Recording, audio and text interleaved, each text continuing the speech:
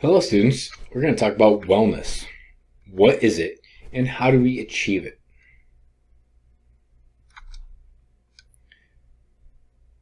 Let's talk about the significance of wellness first. Okay, why is wellness discussed in a nutrition course? Well, nutrition choices can be linked to every aspect of wellness. Understanding the body and being mindful of healthy decision will impact food choices. So what is wellness? Well, wellness is a state of being in good overall health. It is related to quality of life or the satisfaction of a person's own health, appearance, lifestyle, decisions, and responses to daily events. 8 aspects of wellness. Well, there are 8, okay? Physical health, intellectual health, emotional health, social health, occupational health, spiritual health, financial health, and environmental health. The core aspects are physical, or intellectual, emotional, which a lot of people call mental health, and then social.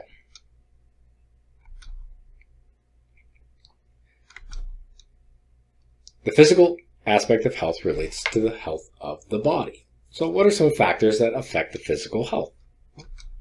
Exercise, quality eating habits, sleep, hygiene, stress management, health care and doctor visits,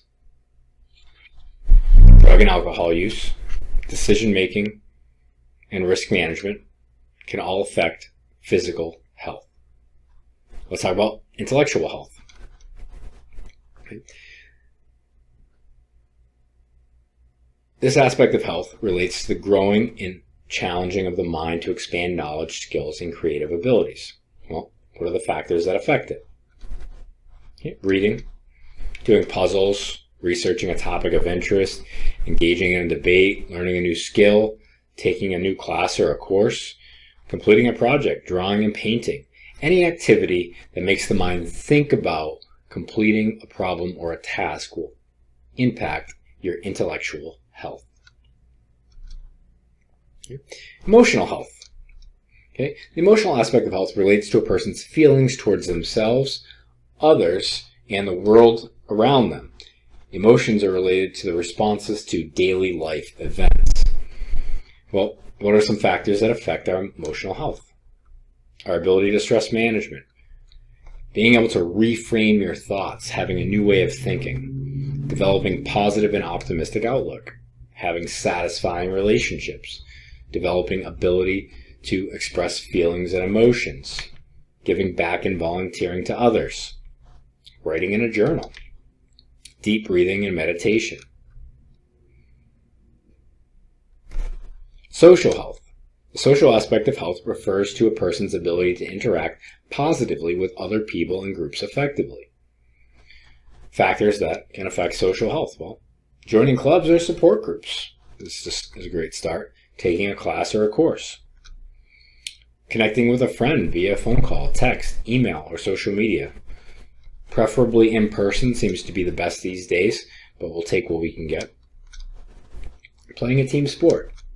Volunteering at a local organization. Have social or family gatherings. And getting involved with school activities. Any activity that involves interaction with other people, okay, or groups of people will help your social health and feelings of belonging. Occupational health. Well, this refers to a person's commitment to develop job-related skills for a satisfying career. Okay? Now, what affects it? Well, a lot of things. Commit to schooling and learning. You have to be a lifelong learning. Okay? Developing positive interpersonal work relationships. That's how you interact with other people on the job. Communicating effectively with your boss or your superior. Having good conversations, knowing when to draw the line, learning how to be respectful. Developing work-related skills through home chores and tasks. So doing things around the home to prepare for your future career. Setting personal goals and developing a plan to achieve those goals. It could be making a team, completing a project. Any personal goal that you set can help your future career goals as well. Asking questions about jobs or projects that you don't understand can help your occupational health. Developing punctuality, listening skills, and a quality work ethic. And ultimately, self-discipline, doing the things you may not want to do so that you can eventually do the things that you do. Spiritual health. This is not necessarily being religious. It discusses a person's sense of purpose in life meaning. Now, a lot of people use religion for that, but this is not doing that. Okay? So what can affect your spiritual health? Well, first, having core values and beliefs that you live by. Okay, what do you believe in? Okay, positive relationships are great for spiritual health. Okay, having a good relationship with other people can have a sense of purpose or life meaning. Okay, taking time to enjoy nature. Feeling small or feeling that you're just one part of something greater can feel reassuring. Finding a community that shares similar beliefs. Being thankful for every day, or being thankful for any good things that happen. Meditation or practicing mindfulness, being in the moment. Volunteering or a commitment to a greater cause other than yourself can create a lot of sense of purpose. Reflection on decisions, memories, and projects. Thinking about what you've done and how you can improve yourself to better your purpose. And note that your purpose, a person's purpose, will change over time given the circumstances presented in life. Okay? It will always change. Where your purpose as a teenager to what you are as a young adult to potentially a parent or a grandparent will vary greatly. Financial health. A lot of people don't think about finances when it comes to their health, but money is a huge stress on people. Okay? It refers to a person's ability to manage money properly. Okay? So what can affect? Well, developing a budget, creating a checking, savings, and an investment account, developing financial literacy skills, reading investment books, being thoughtful of spending on items, developing an understanding between your wants and your needs, developing multiple sources of income, having multiple jobs. Environmental health refers to the surrounding areas of a person and its impact on health. And no, it's not save the planet from pollution. There's more factors that go into an environmental health. Okay? It's maintaining a clean home or an office environment, staying clean and organized, your closets, your drawers, your cabinets, your desk. Decorating your spaces to reflect your personality. It creates comfort in your environment by having it done the way you want it. Maintaining your home and making necessary fixes, making sure everything is working the way it should. It decreases stress. Taking care of products and having pride in personal materials. Okay? If you have shoes or a car, cleaning them, making sure that they last longer so you're not constantly spending products. Okay? Look good, feel good, be good. And a lot of people have these mottos. Okay? Remove or eliminate violence or abuse. Okay? If things aren't going right or you do not want to be around a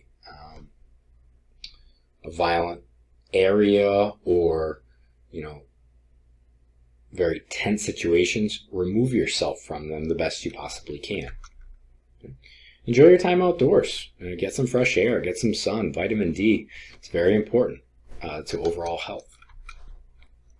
And then be aware of the local environment. Promote safety, security, and cleanliness. I think we feel better when our environment or our surroundings are taken care of.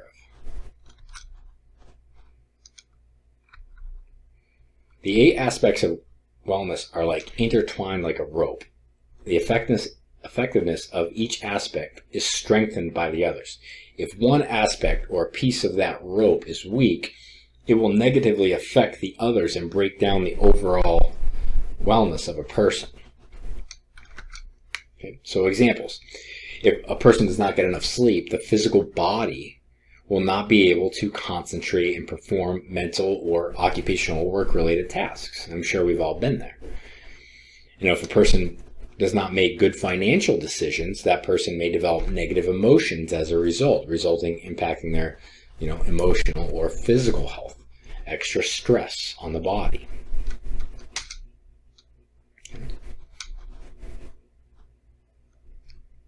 Now, when it comes to wellness, it's very important to participate in self-reflection. During this time, a person may look back at their successes, failures, experiences, values, and perceptions. Self-reflection allows for a person to recognize things in their life that they want to change and develop a plan to move forward. Okay? Wants and needs change over time, and therefore self-reflection must be practiced often. And when you do this, ask yourself deep questions. What's my purpose? What do I value in my life? What do I want in my life? What are the things that I can change? What am I good at? What do I need to do to improve? What experiences do I enjoy and dislike? And how do I repeat or stay away from those things in the future? These are all questions you can ask yourself consistently, and as time, you'll see, as you get older, your answers will change.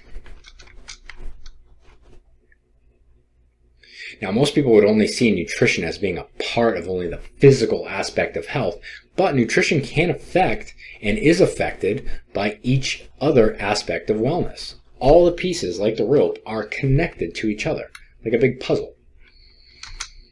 Okay. Well, let's look at some examples. Okay. So, for example, physical health. The choices of food that have a direct effect on the body, including energy, growth, development, and potential for disease. So, if someone's allergic to something or has a bad reaction to it, or if you eat a higher protein diet, you might develop more muscle than another person. If you have a high carb, high fat diet, you might develop more diseases later. Okay? Also, your physical health. If you exercise a lot more, you might have cravings for foods more. Intellectual health. Knowledge is power, and the amount of food and health knowledge will impact food choices during a lifetime. The more people know about food and nutrition, the better choices that they will make, and the easier it will be made over a lifetime. Emotional health. People often eat with their emotions. Sometimes you can't help but sit in front of the TV and eat some ice cream, and can use foods for comfort to make themselves feel better. Okay, food helps release dopamine in your brain, and certain foods release more, such as higher carbs, sugar, fat. Those are our comfort foods, and they can affect us, but also eating those foods sometimes can make us feel real gross right after. Social health. Being with friends or in a social setting increases the likelihood of eating, even when you're not hungry. All right, this can add calories to a person's diet, or be foods a person would not typically eat, so maybe they're willing to try things. Peer pressure. Okay? But also, if you surround yourself with people that are more aware of nutrition and health, you might make more health decisions. Well, let's look at the other 4 aspects of wellness. Occupational health. Having a job or working on projects can restrict a person to specific times to eat. This can amplify hunger, or it can keep people on a schedule from overeating. Sometimes you can't eat certain things. Some jobs, or you have to watch what you eat. You have to maintain weight, or you have to maintain size or abilities. Or the type of job might impact the type of foods you need to eat in order to be strong for it. Spiritual health. A person's sense of purpose can impact decisions. A mother or grandmother might be more mindful of healthy choices to live longer to see their child or their grandchild. Or spiritual health. Religion has effect on what foods can be eaten and not eaten during certain times of the year or at all. Financial health. A person's finances directly affect what food products can be purchased, including more healthy options. Sometimes availability, where you are, since how much you spend on a product, whether it's a lot or a little, or you buy in bulk, or which is cheaper, or you buy small packaged amounts, which ends up being more. Okay, so your finances will affect what is available and what's not. Environmental health. Food availability is directly related to the local environment, including what is locally grown, or what a parent of a household purchases. Okay? A lot of times we can't control it. What's around us is what's available to eat. Okay? And putting ourselves in that environment will affect what we take in.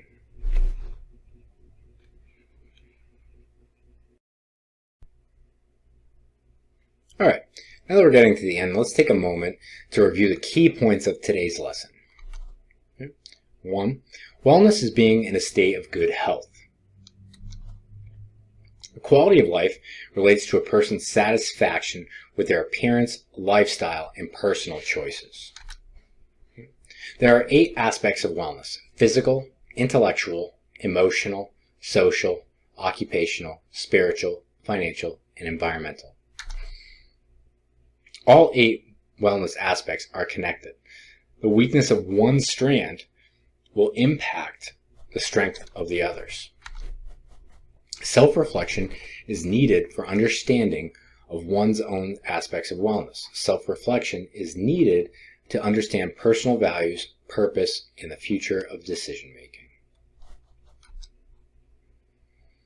And nutrition is linked to all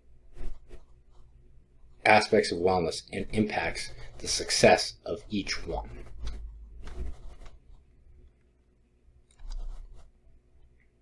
Now some closing remarks. Overall, wellness is directly affected by a person's ability to create balance for themselves. And each person will need to find ways to develop each aspect of wellness on their own. And the stronger each strand of wellness is, the stronger overall the rope will be for that person to handle life situation, what it throws at you. Thank you for watching. Hope you learned something. I'll see you next time.